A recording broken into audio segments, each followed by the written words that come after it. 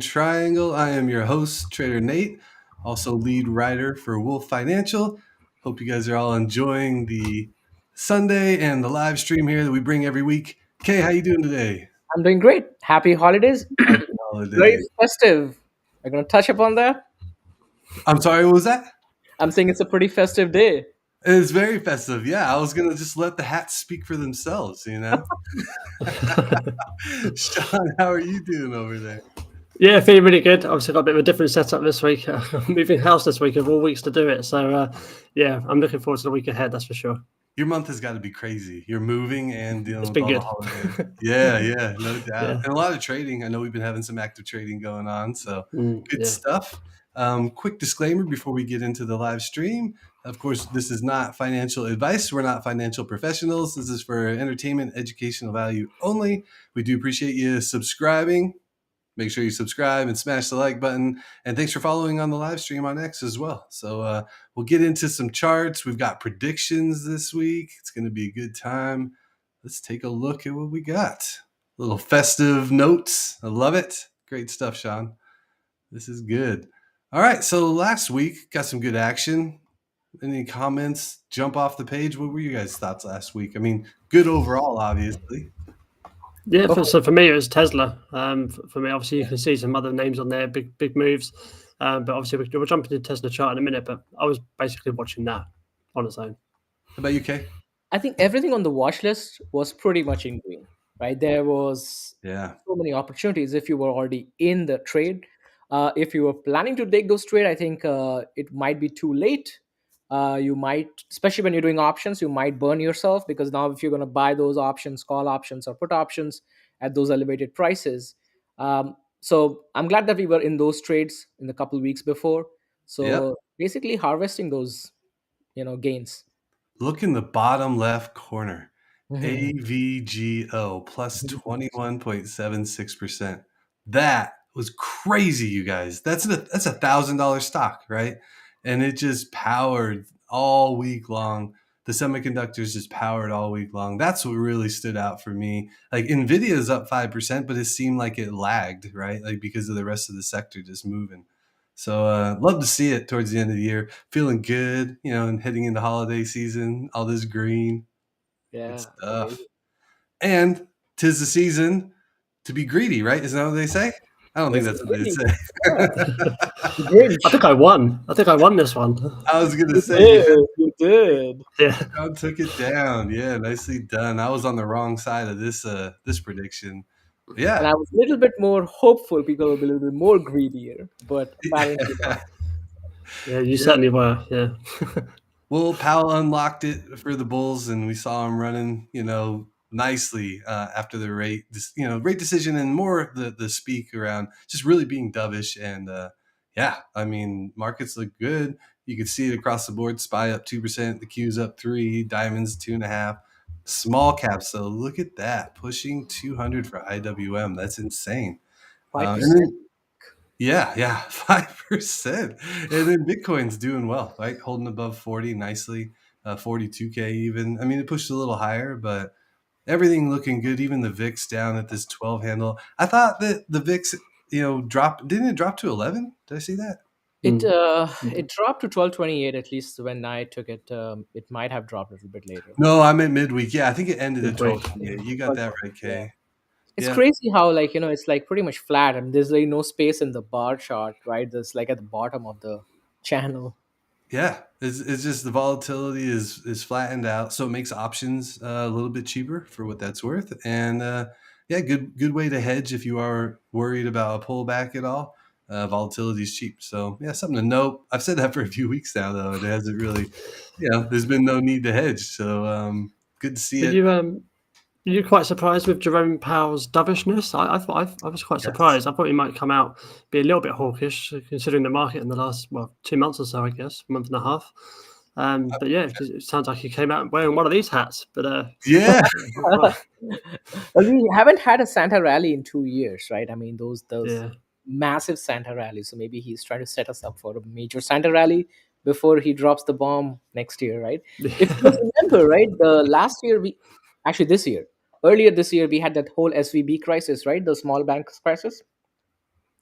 and there were a couple new programs that the Fed launched. So it'll be interesting because those banks were supposed to take loans out of Federal Reserve at a much lower rate, or maybe even 0%. I don't know exact details, but those should be coming up, maturing next year, sometime Q1, Q2. So we'll see how that impacts. But he did mention, we'll keep the rates on. We could increase the rates, but I think folks are now anticipating end of Q1, start of Q2, mid of Q2. It's all kinds of predictions floating around.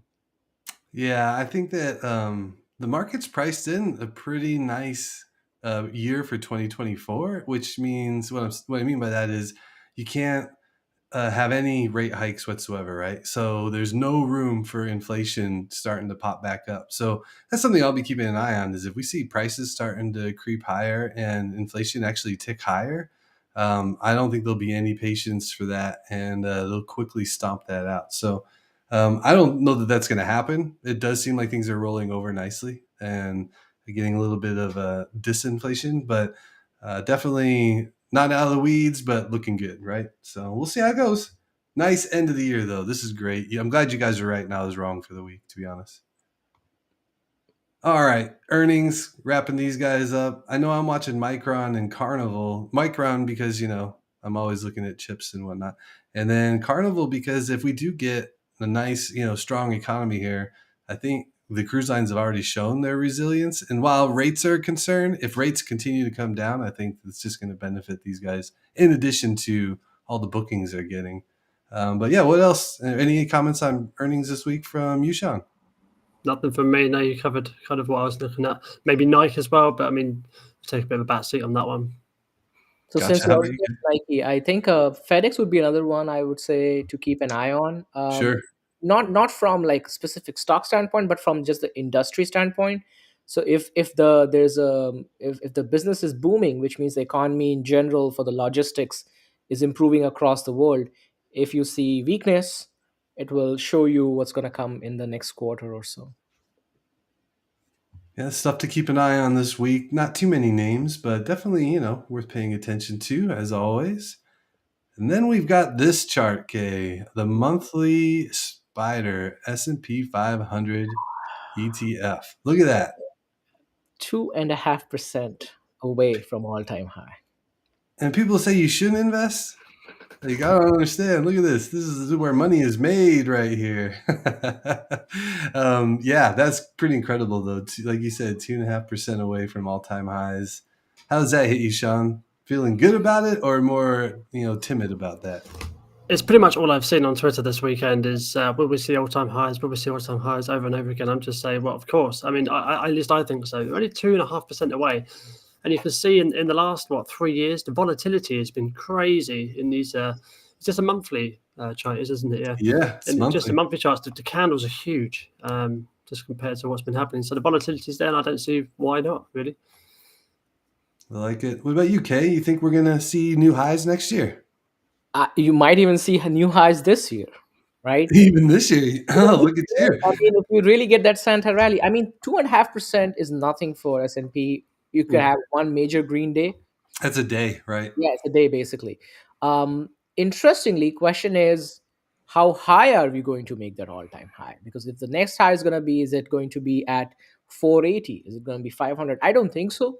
But we could get a new high, and then it will be interesting to see how much we get a pullback from there onwards. I think there should be some correction, because when the stocks are running too hot, too high, you need some kind of a breathing space. So there will be some kind of a pullback for us to reassess at that point in time. All right. I like it. I think it's a good time for us to make some predictions. Let's get some predictions rolling. I know we got tickers that we're going to talk about for next year a little bit later on in the live stream here, but what about for SPY? What do we think? I want to hear your prediction first, Kay. What do you think for next year we're going to close 2024 at for 2024 we close 500 and above. You're going to go 500 plus. 500 plus. All right. What about you, SHAUN? I want to go a bit more specific. I'm going to say 515. 515. That's what I've got.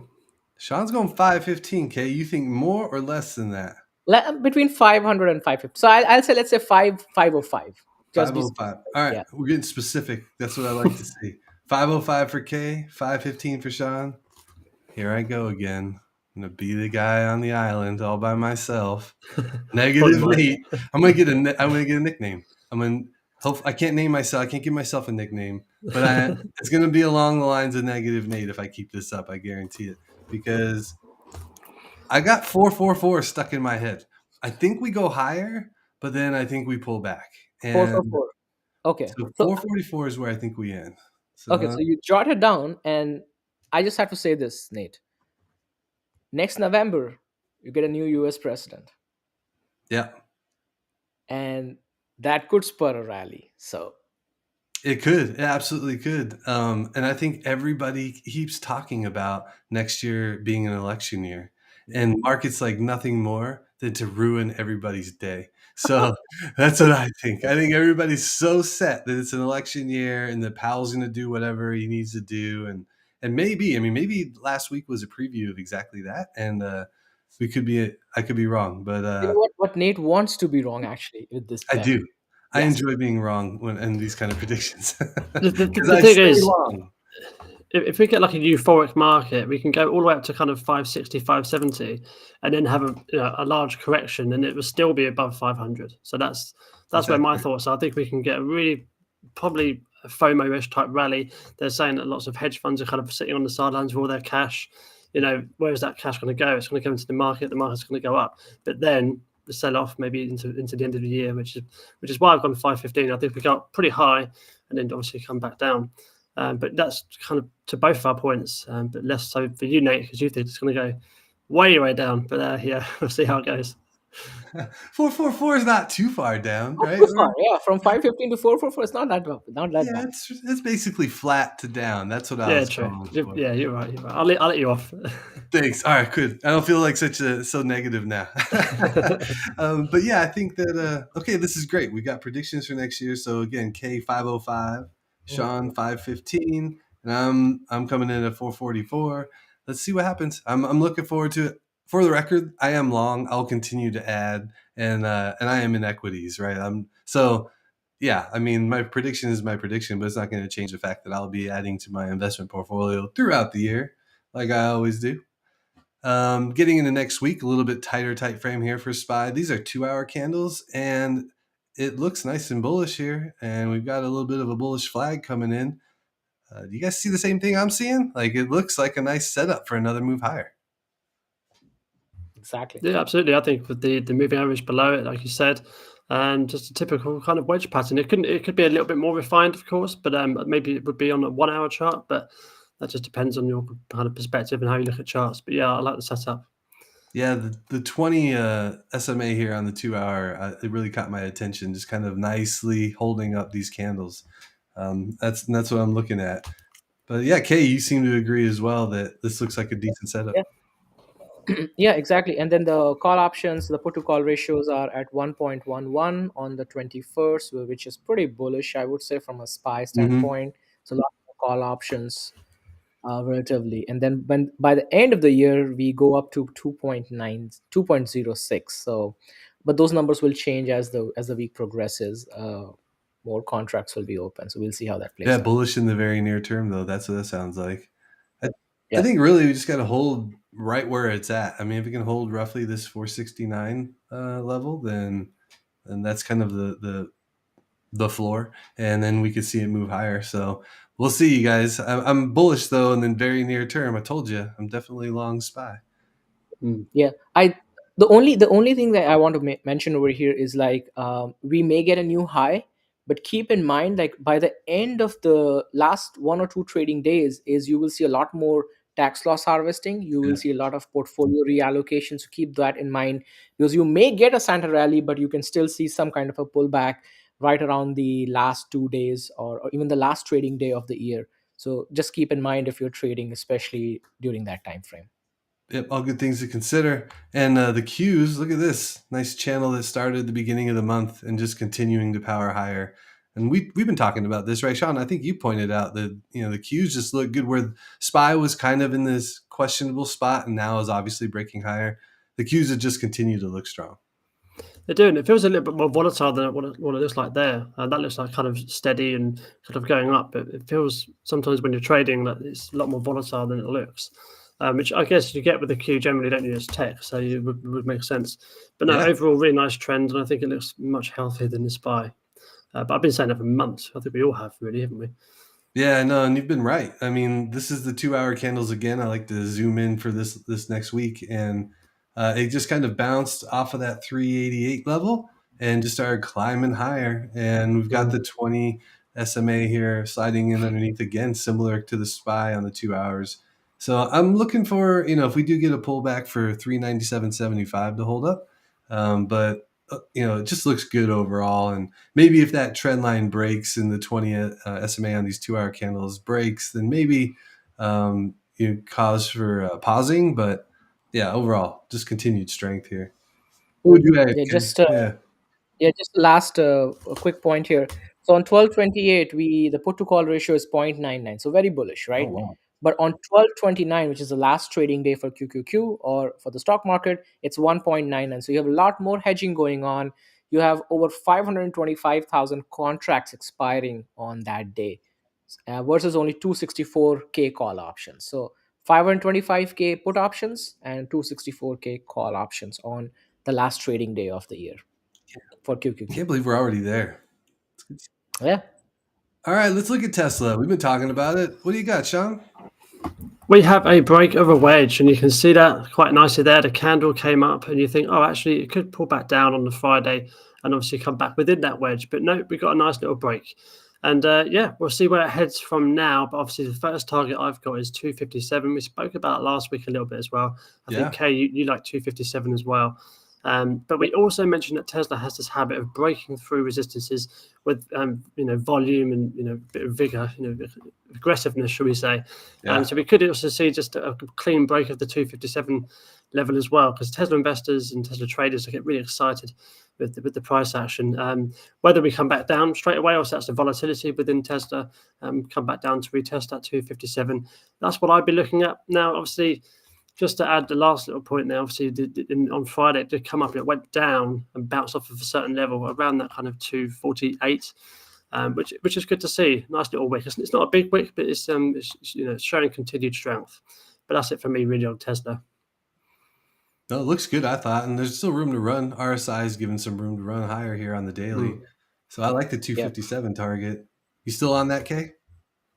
Yeah, I think it could even go up to closer to 270, because that's when you start seeing the volume dying down. But the 257 all the way going up to even 265, 266, you can probably see a lot more buying, and coupled with the Santa rally, right? And that could push the stock higher. But again, as you said, once you start going higher, the volume starts dying down.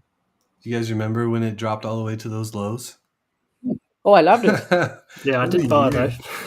What a year for Tesla, right? And now we're breaking out again, it looks like. So I love to see it. Great chart. What else you got this week, Sean? So next up, we have HIVE Digital. Now, I've brought this up a couple of times this year during these live streams. I haven't touched on it for about 3 or 4 months. It's a Bitcoin play, so they're a miner. You've got Mara and Riot, etc. as well, which is kind of a bit more popular than HIVE. But I do like HIVE. I've been following it for some time. You can see this key level of 340, which is where all the yellow highlighted areas are. Lots of resistance in the past, and we came down with a bit of a negative price action on Bitcoin on, I think it was Monday. Must have been Monday. Came down. I was interested in this kind of 340 level, and I thought, okay, it's obviously selling off, so I'll wait a couple of hours. I'm not going to rush into the trade. And it was just kind of holding around that level. So I started a small position there for a swing trade. And I feel pretty good about it at the moment. So obviously we're kind of moving up back above the moving averages. I just want to see that continued strength towards that kind of $4 level, in which case I would take 2/3 to 3/4 of my position. That's kind of my trading strategy. And obviously the ultimate goal of 450 as well. But the chart, I like it. I saw but my thesis behind it basically is seeing a really nice resistance point. Solid resistance. We can see lots of rejections turning into a nice solid support. Yes, I did have the trepidation of having that 200 moving average there as well, but that was a risk I was willing to take. And the final point I'm going to make is the stop loss is currently at 320. It's a little bit bigger, but that's kind of how I trade sometimes. So yeah, what are your thoughts on this chart? Do you agree with it? Do you think, oh God, what are you doing, Sean? That kind of thing. So yeah, give me some insight. No, I'm liking this one. Kay, I'd be interested to hear your thoughts, but real quick here, I've added this to my watch list. I've been trading Marathon Digital. We'll look at that chart for sure. But I like this bounce here, the 340 level that you noted. And yeah, I love your 2/3 too. Appreciate the insight there, because I do something similar, when whether it's day trading or swing trading, you take percentages off of your overall position, and everybody does it a little bit differently. So yeah, I love to hear it. And it looks like it's setting up nicely, getting higher highs and now higher lows, and now looking for higher highs. What do you think, Kay? Yeah, I think so too. Hive is very similar to Mara, right? They mine the cryptos, right? Yes, they buy Ethereum, Bitcoin in kind of Iceland, like cold countries, so Iceland, Sweden, and Canada, I think it is. So Interesting. not sure if that's really relevant, but it is there for you. I think it definitely looks in a bullish pattern right now, and with the Bitcoin surging up, I think this is the right time to be actually in this trade.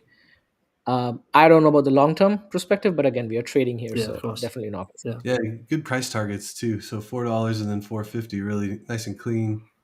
I like it, Sean. But that's still about a 40 cents up, right? From $4, right? 368 right now, right? Yeah. Yeah, so the percentages I didn't add in because people can do the maths, but you can see that it's a fairly handsome trade if it does pay off. Which is for me, it's fairly. Like, I know it's a smaller stock, but it's sometimes how I trade.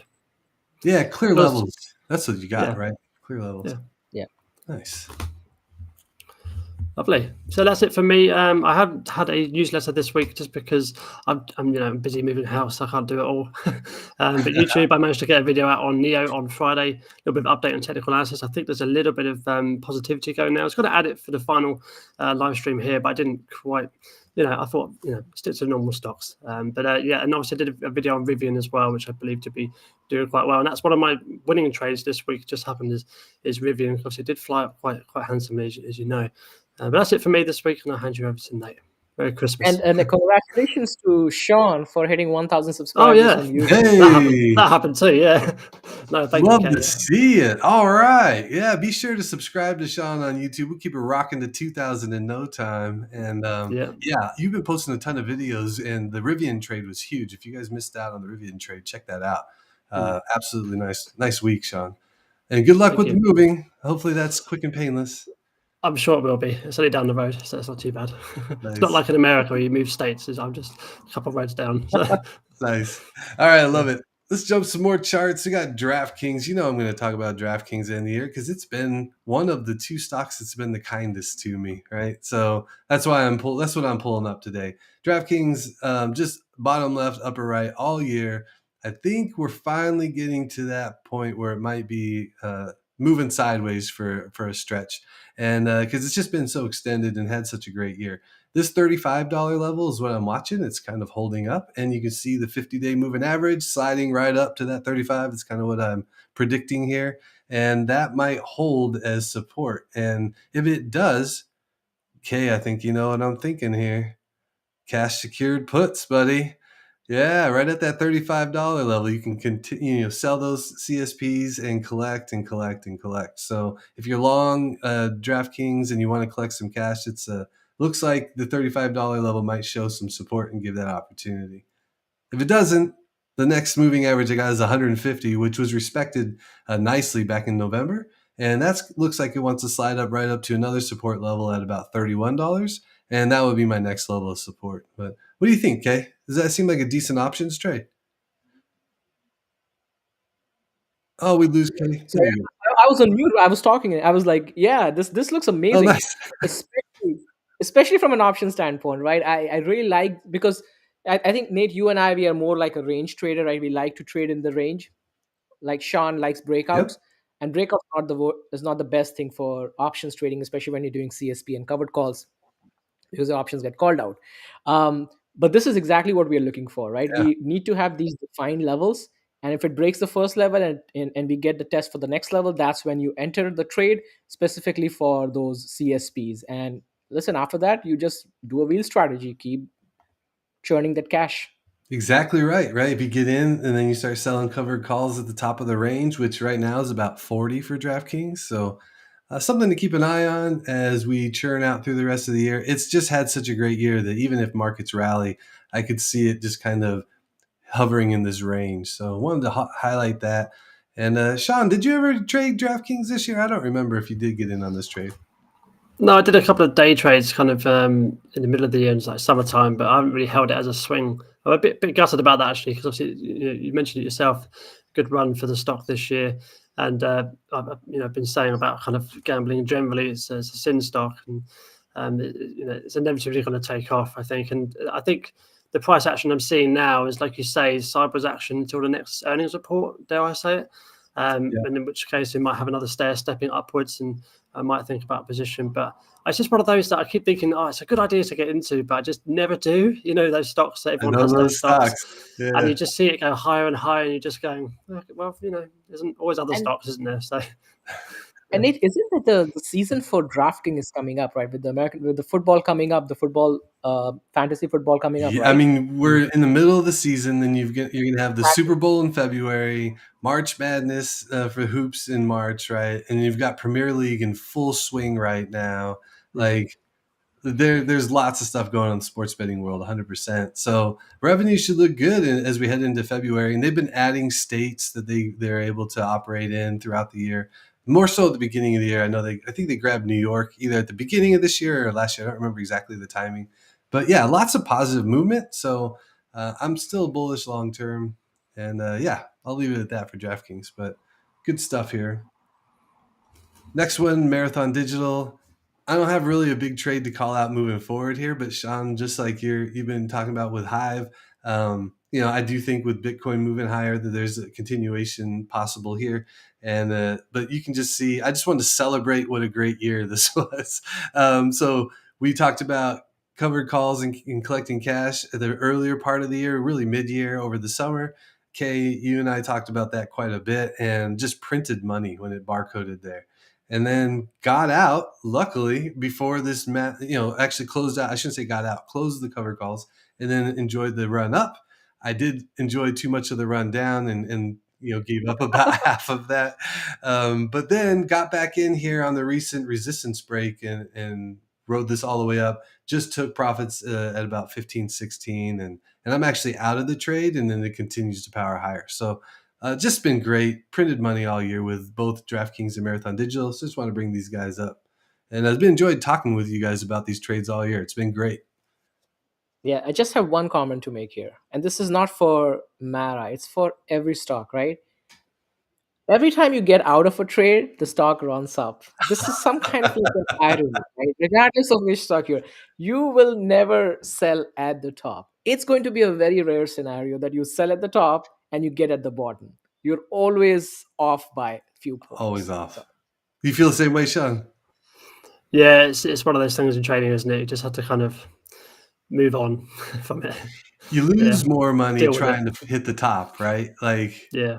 That's why I gave up 50% coming back, because I kept saying, well, looks like it's finding support. And then it would sell off another few bucks. And like, oh, wait, I think this is more support. And I've already have all these gains, and I gave some back. So, you just got to take your profits and get out sometimes. You know what? And also, I think the discipline that you guys talk about, right? So if you do your 2/3 of your, you just sell 2/3 based on the profit levels that you want and let the 1/3 run. Yep. Use that as a runner, right? The way I do it is I take out my principal amount and I let the profits run. So even if I lose, hey, I did not lose my principal amount, at least on the profit side. So everybody, as you said, everybody does it differently.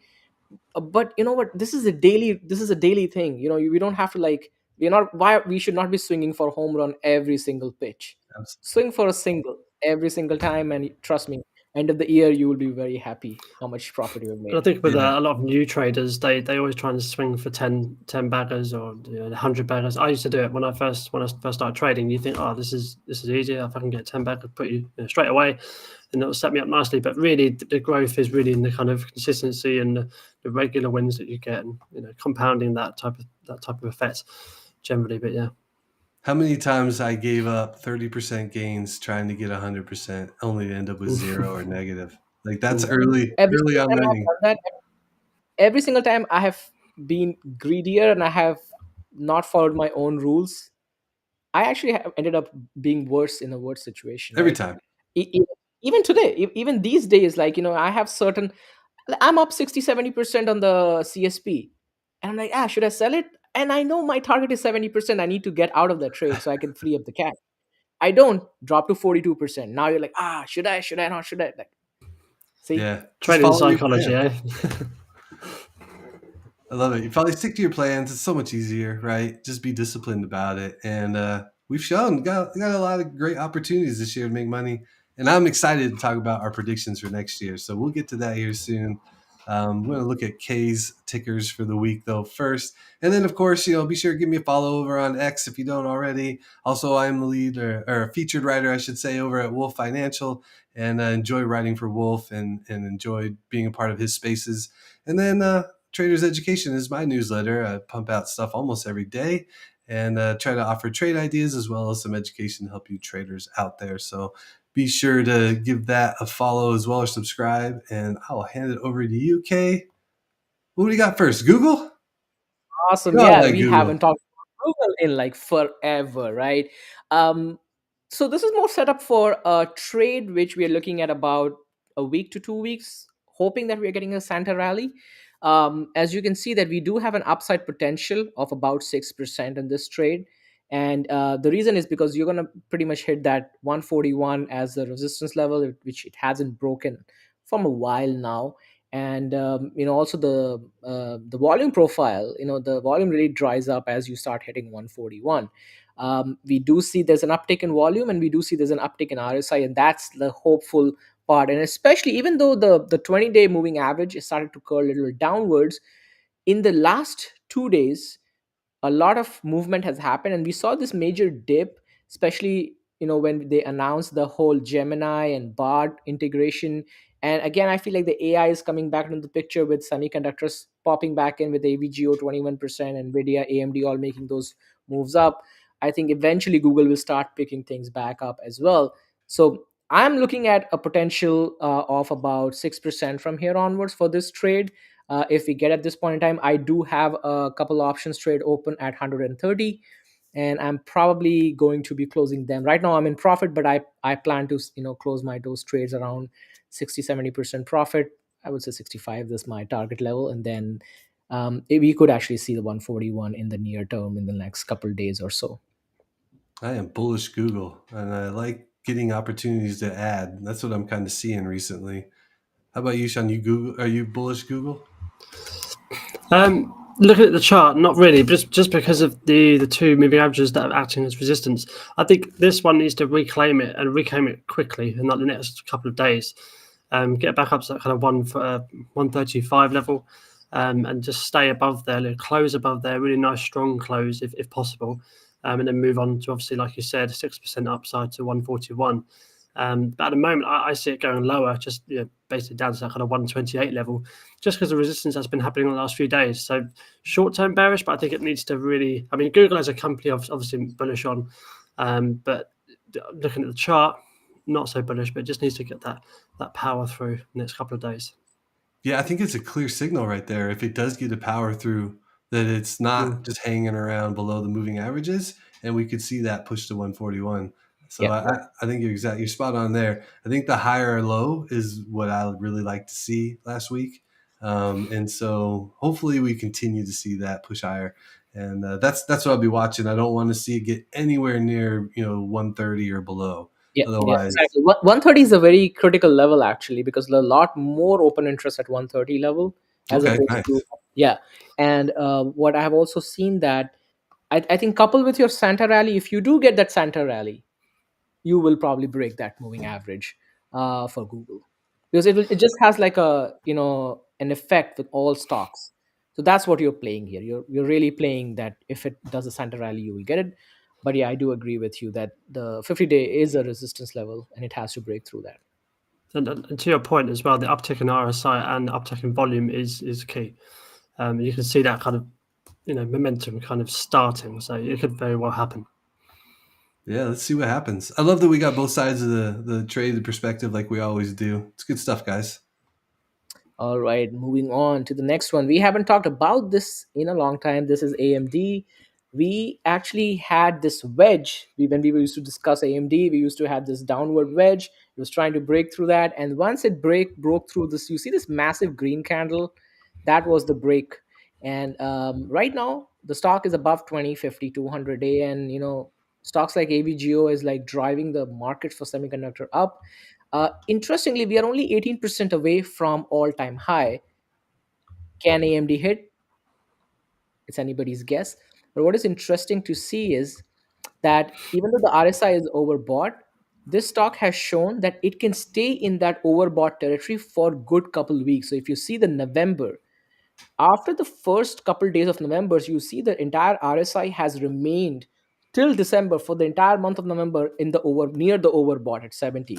So if this is the case, then we could see higher highs from here onwards. I don't know if it'll break 18%, but we could see higher from here onwards, and it could stay above that in the RSI overbought territory for a longer duration of time. So something to keep in mind as well if you are into the AMD trade, or if you're planning to take those AMD trades. What I would really like to see, if there is a decline, can we get a bounce off this trend line? If we do, then I am pretty confident we'll be closer to the 18% all-time high. I like your optimism because you know me, semiconductors all year have been talking about them. And I like this above 135 here and holding, getting well above the June highs. And I just think semiconductors are going to really lead the way if we do have a bull market continuing and nice higher highs next year. This is where I think we're going to see the leaders show up along with NVIDIA. You've got names like Broadcom and AMD and others really showing some strength at the end of the year here. So I love it. I love semiconductors. So we spoke about DraftKings earlier, and this is unfortunately another one that just escapes me all the time. Even in the downtrend, I kind of day trade it a little bit around the kind of 100 level, and I was fairly successful on it. But as a long-term kind of swing position, even with the 200 moving averages, you can see that I still didn't. I just didn't. For some reason, just escaped me. That happens. I think all of us have our own favorite stocks. Yeah. And you just gravitate to those stocks. I think AMD is mine, so I tend to gravitate a lot towards AMD. It's like right on my watch list, on every single watch list I watch.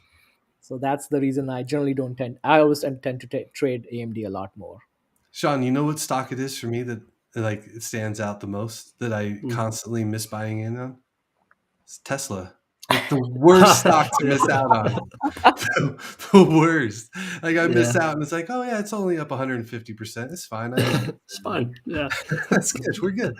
Any trade, not Tesla, man. That's bad. Everyone has those stocks.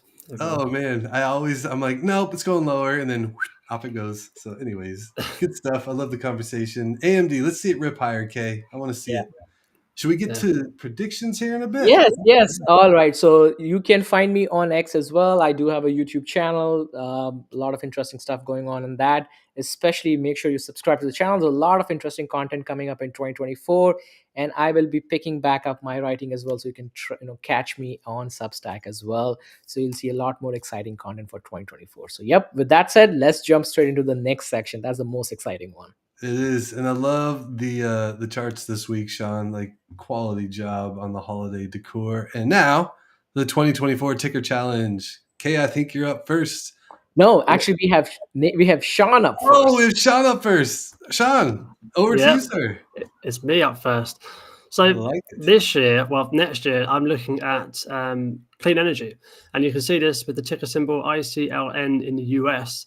And INRG in the UK. The reason I mentioned this because I did all the research in ICLN, all the chart and everything, and then I went to have a look at it on my broker, and I thought I can't even buy it. So I thought I can't bring this up if I can't buy it. But it turns out INRG is literally exactly the same. It's just a different currency. So I can still invest in it, and I will do, obviously, because I'm a man of my word. So we'll have a look at the chart here. Obviously, you've got a lot of things on the chart. And we can see an overall trend line coming down from basically the start of 2021.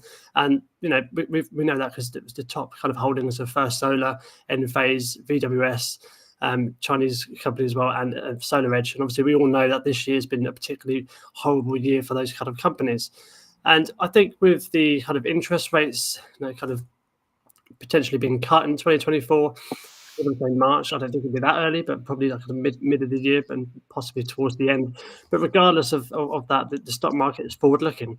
Tends to be kind of 6 to 12 months forward looking, and that's my kind of thesis to this trade, really, in a nutshell.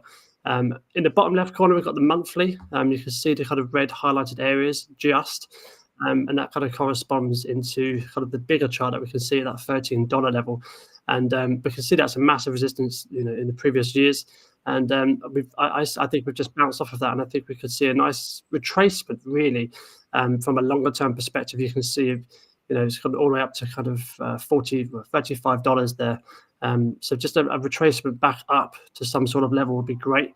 We do have a bit of a zone here at 1775. That's kind of the first, tough point to get through, alongside obviously the trend line coming down. But I believe if we can break all this resistance, obviously it's going to be tough. I think we can sit on a nice path towards those kind of green and yellow lines, and that's kind of my thesis towards this. So I'm going for 40 to /50%.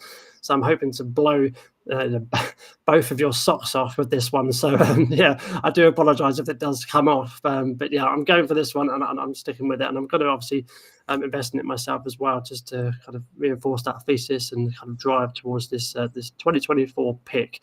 That's it for me, really. Obviously there's some top you can screenshot, you can read this for the viewers, but yeah.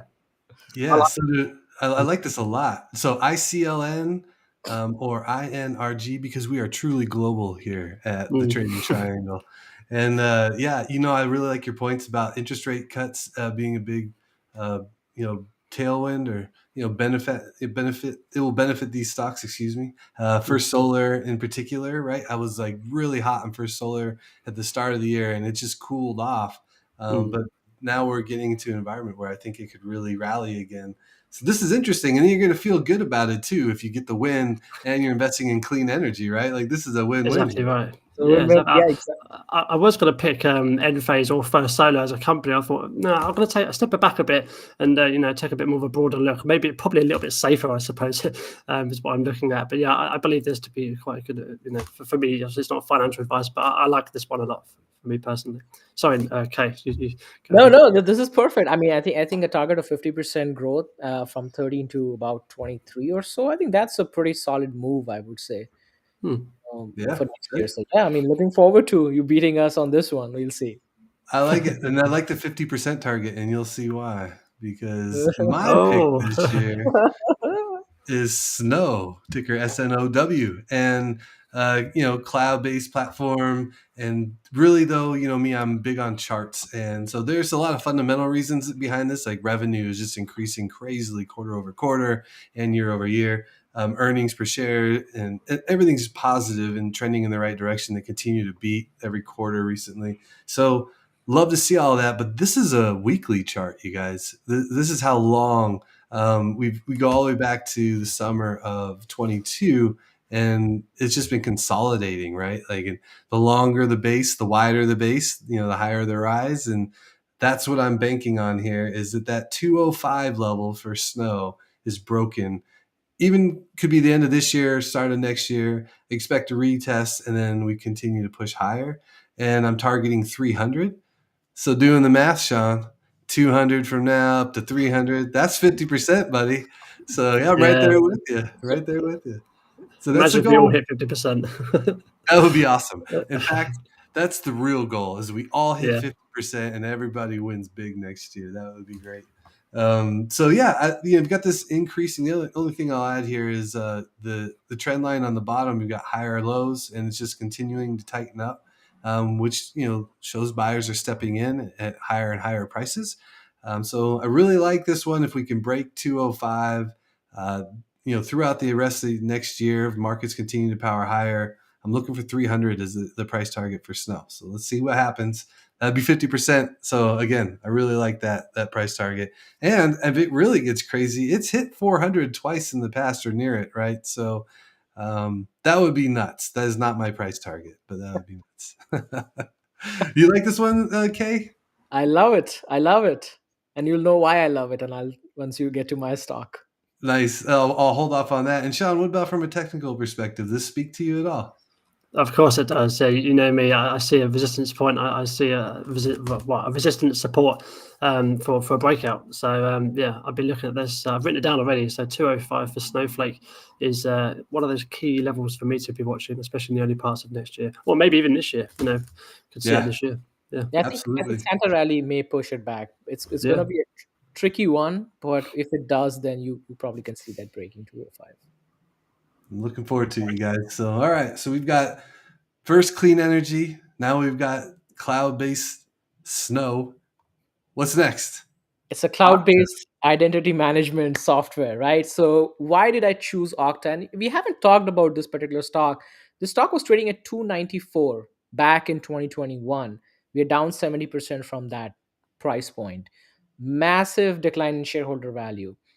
But what I like about this stock, and it's a little bit, I'll give you a little bit of the background on the financials and a little bit on the fundamental side. Okta is operating in a $80 billion total addressable market, and they have a very tiny share at this point in time because that addressable market is dependent upon a lot of digital transformation. So companies and big enterprises, small enterprises, medium enterprises, they're moving away from their on-prem to cloud-based. So as they move to cloud-based, all the different applications that they have, they need to be able to have a single sign-on so that you put a username password once and you can log into multiple applications. So they do a lot of that stuff. Interestingly, they are the market leader in the identity management solution ahead of Microsoft. Can you believe that? And the main reason is because Microsoft has a very good identity management system for their applications. It's perfect. It's great. They're Right. not so great when it comes to other applications. Whereas for Okta, it's platform agnostic, which means that it works very well with all types of application since it's already a cloud-based product. Now, just getting into a couple quick financials over here, and then we'll touch the chart over here. So consistently, they have been beating the EPS and revenue since 2019, and that is what I love to see in any company is how well they predict their revenue. It doesn't matter whether it's going down or going up. Is can when they predict something, do they hit it? And they have always beaten it since 2019. So that's very good credibility. This company brings about $584 million every quarter. So you're looking at almost $2 billion in revenue for the year. And next year is going to be actually larger than the $2 billion. 15% year over year growth, even though we had such a drought year where companies are cutting costs, they still grew 15%. Their gross margin is 81%. So generally for software companies, what ends up happening is that 80% is a good gross margin for profitability. They are 81%, so they are above the average, and hopefully they improve further on. They also have a revenue growth of 21% coming up next year and free cash flow margin to improve. Those are positive signs for the company. Last, 18,000 plus customers. That's a pretty big number with over 4,000 customers bringing over $100,000 in the contract value. So those are all financials, fundamental analysis. But let's touch upon the stock itself. The stock was trading at all-time low. Most recently in November, it hit about $44. And most recently in November, the reason that happened was they had a breach in that there was a hacker breach. And they patched it up and everything was fine, but the stock rate took a beating. Now, right now, the stock has this little bit about 85 or so that's where they're targeting to be a resistance level. But you see this massive candle in the last couple of days. It has really pulled the stock above, right? So everything is pointing in the right direction. Now, the price target right now is about 120. So you're looking at about a 35%. I would be targeting closer to about I would say a little bit lower than 120. So I'm not targeting 50%. I think anywhere between 30% to 50% would be something that I would love to get on this stock for next year. That is my target. And currently the stock is still below almost 47% below their 200-day SMA after that massive fall they had. So something I'm targeting not just for trading for next year, but also building into my long-term portfolio, considering the SaaS companies are really very good in bringing profitability once they become profitable. So that's my stock.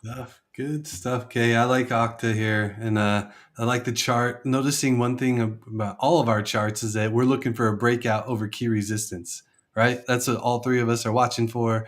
Make sure you're paying attention to those resistance lines, and then if we get through them, then you know what to do. And if we don't and it rejects, then you know the trade's not there. So Great picks, you guys.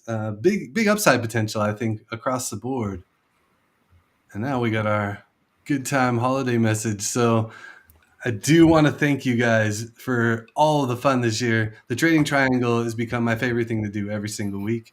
And that's because of you two and because of our great audience. Again, global audience, which is just crazy. And I'm having a good time of it. So, to head into this week and into next year, I'm just going to kind of stick with what I've been doing because it's been so much fun and it's been working.